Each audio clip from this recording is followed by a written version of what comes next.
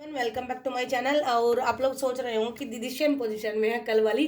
तो मैं आपको बताऊं, मैं आप लोगों की इतनी केयर करती हूं कि मैं आप लोगों के लिए कल वाली वीडियो भी आज ही शूट कर रही हूं, क्योंकि कल इस टाइम हम लोग ट्रेन में ट्रैवल कर रहे होंगे, क्योंकि हम लोग कोलकाता जा रहे हैं। तो इसलिए मैं आप लोगों के लिए आज ही ये वीडियो भी शूट कर रही हूँ और ये आपको कल शेड्यूल में मिल जाएगी। आज हम बात करेंगे पॉलिटी के मोस्ट इंपोर्टेंट टॉपिक की, जिसमें कि पहला टॉपिक है संविधान की। चलो मैं बुक में दिखाती हूँ आपको।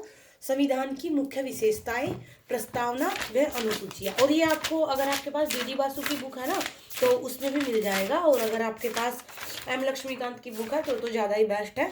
तो यहाँ पे इसकी ऐतिहासिक पृष्ठभूमि और इसकी जितनी भी विशेषताएं हैं, ये वाली आपको करनी है। प्रस्तावना और इसकी जितनी भी अनुसूचियां है वो सारी आपको इसी में मिल जाएगी, ये करना है। सेकंड आपको टॉपिक इसका मूल अधिकार, जो कि मोस्ट मोस्ट मोस्ट इम्पोर्टेंट है। देखो मैंने लिखा भी हुआ है फॉर प्रीलिम्स, ये इस पे 5 स्टार लगा लो, मोस्ट इम्पोर्टेंट है। अब की बार भी 21 वाला पेपर मैंने देखा था, जो कि घर पे दिया था, तो उसमें भी क्वेश्चन था आर्टिकल 19 के बारे में। तो ये आर्टिकल 19 या आर्टिकल 21 के बारे में कुछ था। तो इसको आप करके जाइएगा, बिल्कुल इसको मत स्किप करना। पूरे जो जो मैं आपको टॉपिक, और ये प्रीलिम्स के लिए है, इनको मेंस के लिए मत मान लेना। मेंस की सीरीज अलग आएगी, ये प्रीलिम्स के लिए है। क्योंकि कुछ बच्चों को लगता है कि मैम ये तो बहुत मतलब कम है, तो मेंस के लिए नहीं है। ये मेंस का डायमेंशन ज़्यादा बड़ा है।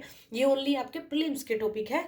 मूल अधिकार हो गया, उसके बाद आपके हो गए नीति निदेशक तत्व, ये भी मोस्ट इंपोर्टेंट है। उसके बाद लिखते रहो आप, नोट करते रहना। उसके बाद आपका आ गया मूल कर्तव्य। मूल कर्तव्य के बाद में आपका टॉपिक आता है संसद, हमारी संसद। आई थिंक मैं देखती हूँ ये वाला, ये देखो मोस्ट इंपोर्टेंट मैंने लगाया हुआ है, भारतीय संसद। इसके बाद में न्यायपालिका, जो हमारा उच्चतम न्यायालय है, ये वाला। और न्यायिक समीक्षा, न्यायिक सक्रियता, तीनों टॉपिक मोस्ट इंपोर्टेंट है। वैसे इस बार ऐसा कुछ ज़्यादा खास नहीं हुआ है इसमें करंट में, क्योंकि करंट से थोड़ा हिट करके ज़्यादा क्वेश्चन आ जाते हैं। तो न्यायपालिका, भारतीय संसद, मूल अधिकार, नीति निदेशक तत्व, संविधान की मुख्य विशेषताएं, प्रस्तावना, अनुसूचियां। उसके बाद में लोक नीतियां, जितनी भी पॉलिसीज बनती है। और ये लोक नीति सुनने के बाद में आपके माइंड में आएगा, ये आपके सिलेबस में मैंने एनालाइज कराया था, प्रॉपर लिखा हुआ है प्रीलिम्स के सिलेबस में। उसके बाद पंचायती राज व्यवस्था, ओके। उसके बाद संवैधानिक जागरूकता, जितनी भी संविधान में मतलब अमेंडमेंट हुए हैं अब तक के, नहीं सारे, इस साल में जितने भी हुए हैं, जो भी आया है, जिस पे जो भी मुद्दा बना है वो सारा। उसके बाद में विभिन्न मंत्रालयों एवं विभागों की जितनी भी नीतियां हैं एवं जितने भी कार्यक्रम चलाए गए हैं, ये भी आपको करंट अफेयर में मिल जाएंगे। उसके बाद प्रमुख संवैधानिक एवं गैर संवैधानिक जितने भी निकाय हैं और संस्थाएं। और निकाय आपको बताऊं इस टाइप के होते हैं, एक सेकंड मैं आपको दिखाऊंगी। संवैधानिक निकाय जैसे ये नगर निगम हो गया, निर्वाचन आयोग, संघ लोक सेवा आयोग, ओके। ये आपके संवैधानिक निकाय है, देखो कॉन्स्टिट्यूशनल बॉडीज।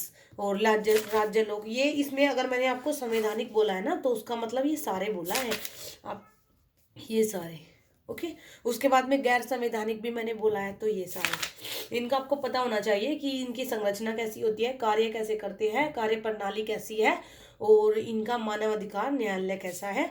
और उसके बाद में आ गया आपका जनवरी 2021 से अप्रैल 2022 तक की जितनी भी राजनीतिक घटनाएं हुई हैं, और जितने भी सुप्रीम कोर्ट के जो ऐसे मुख्य निर्णय, ऐसे जस्टिस आए हैं जो कि मोस्ट इंपोर्टेंट है, उनको जरूर करके जाइएगा। करंट अफेयर जिन बच्चों को, जो बच्चे पहले से तैयारी कर रहे हैं, आई थिंक वो तो मेरी तरह उनके पास 21 से लेके ही करंट अफेयर होगी।